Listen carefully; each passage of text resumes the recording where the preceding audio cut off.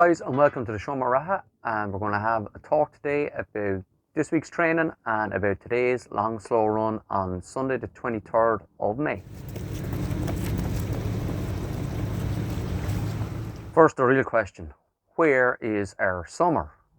Seriously, like the weather's been so bad lately, and it was actually really cold this morning as well. Like, what's going on?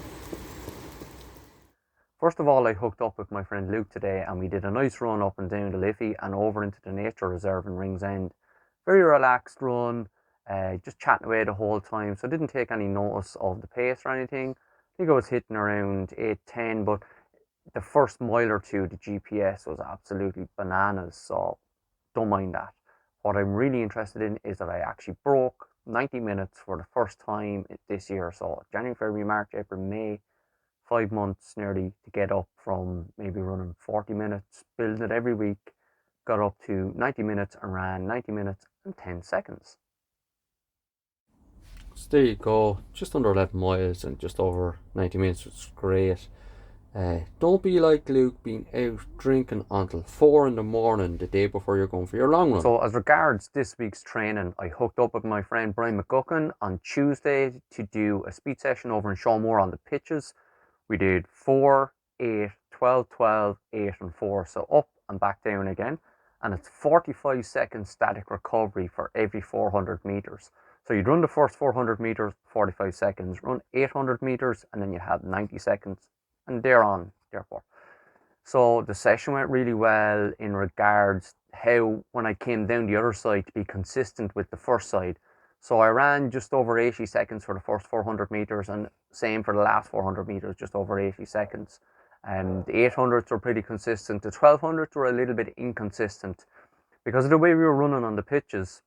It was a really strong headwind down one side of the pitches. So on the first 1200 meters, we had the wind behind us twice, whereas on the second, we had the wind into our face twice. So I was about 10 seconds slower, maybe a little bit less, but in around 10 seconds slower for the second 1200. So, like, taking the wind into account, I was actually really happy with that. And my last 400 was actually a second or two faster than my first 400, but that's the same effect again. In the first 400, we had that wind, and in the last one, we didn't. So, you kind of have to roll with it and look at it subjectively and say, okay, I had the wind there, didn't have it there. You can see the difference in the times, and kind of you still get that consistency, and that's what you're looking for in regards when you go off in a session like that for the first 400 and then the 800. Like, you have to be thinking to yourself, okay, I still have that, and that to do, so we need to handle this. Like you're struggling a little bit in the last 8 and 4, but you're nearly there, and they are the bread and butter, the meat of the session. That's tired legs trying to run hard, and that's what the last K or mile of a race is really all about. So then on Thursday, I hooked up with Brian again, and we had whispers of the 3K time trial that I've been talking about previously. So instead of doing a pretty, tough enough session, we said we'd just do some steady running. So we decided to do, around 5 miles at a steady pace on the pitches. So I think I ran 9 laps of the pitches, which is like 4.6 miles. Average pace of I think about 6:38. Felt good, no problem if I had to do another mile. Really happy with that. It's really baby steps at the moment. I would be looking at runs like that going forward for my marathon training, where I would build the distance running at that steady pace. So under the conditions on the grass, you're looking at that maybe about 6:30 or below on the road. So up to 5 miles running that pace and being very comfortable at it, like that's really encouraging. So as I talking about the 3K time trial, we have confirmed, and myself and Brian have signed up for next Tuesday. We've signed for the 12 to 11 minute race. Now I'd normally be in the 11 to 10 minute race. My 3K PB on the track I think is about 10:06. Now I've never actually ran an official race on the track over 3,000 meters. It would always be these types of time trials that would be instead of a training session. The last one I did was probably about 7 months ago, and I ran 10:35. Now the caveat there is I'm probably about 10 pounds heavier now, nowhere near as fit. So I've moved back into the next level of race from 12 minutes to 11 minutes. So my obvious target is to try and break 12 minutes and obviously try and get as close as I can to 11 minutes. It all depends really on the weather. If it's a nice evening, if the track is dry, that helps. But you'll find in Irishtown, it's right down in Dublin Bay, and it's always windy. So how windy it'll be will kind of determine how fast I can run. The numbers are limited in the time trial. There's only X amount of people allowed on the track, and what they do is they stagger the start. So it's like an 800-meter start. You're in your own lane, and you start off maybe for about, I think it's about the first 200 meters, and then when you come onto the home straight, like in an 800-meter race, they'll have the cones down where you'll brake, and again everyone brakes. The field is kind of strung out, so, and then it's like any other kind of race or whatever, like, you know. So hopefully hopefully I'll run well. Hopefully look, if I get under 12 minutes, I'm happy. Okay? Anything better than that is a bonus. Now, as we're talking about the 3K time trial, the shoe I'm going to wear is the ASICS Meta Racer. Now, this guy is track legit, so if this was a competition, I'd be perfectly fine to wear this shoe. And this is why I bought this shoe instead of doing racing on the track, because I'm not a track runner, but I do like to do the odd track race just to mix it up, and it's a bit of fun. It's good to go out of your comfort zone and to kind of challenge yourself. So, but the experience I've had with this shoe so far is the 2 times I ran in it. I did a 3 mile on the road one day, and I did a 5K time trial in it another day.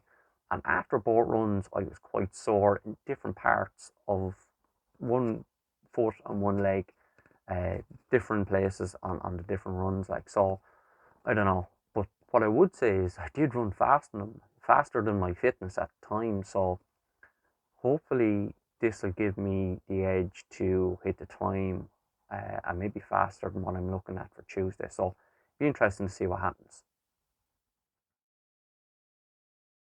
On the World Athletic scene, you had the Golden Spike event in Ostrava this week, and we have today at 5 o'clock Greens Greenwich time, we have the Diamond League in Gateshead, and as far as I know, Doha is on next Friday.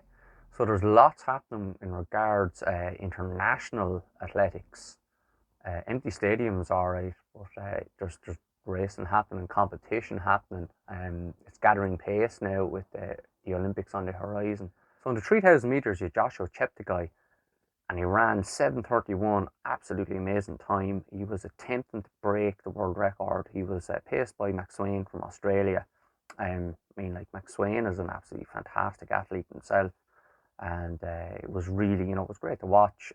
Great for Ireland. You see Sean Tobin running, I think it was 7:49, a really solid run. He's in good shape. He's running the 5,000 meters in Gateshead today.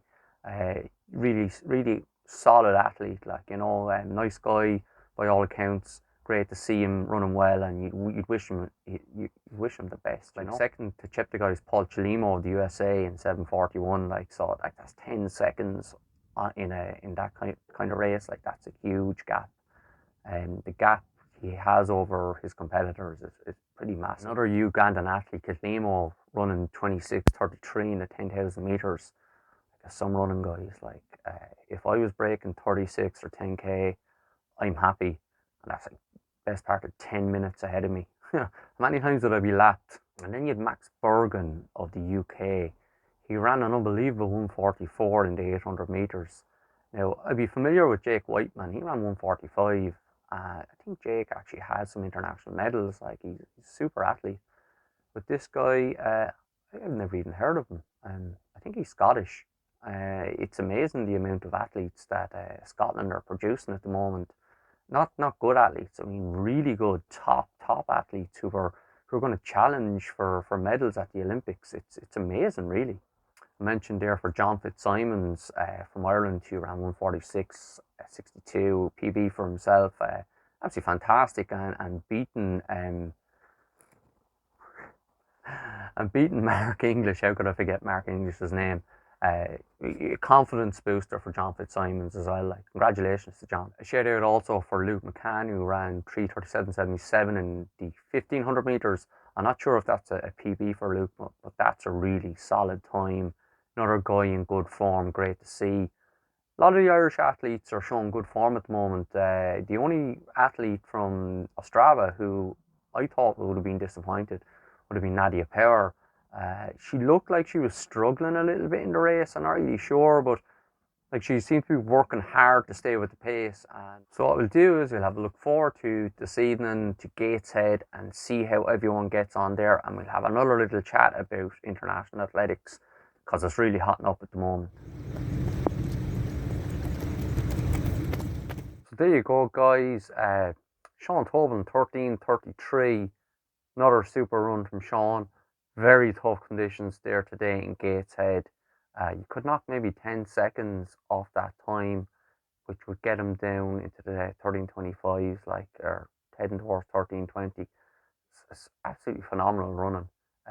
Hopefully, like, Sean has time on his side and still has time to improve his overall running.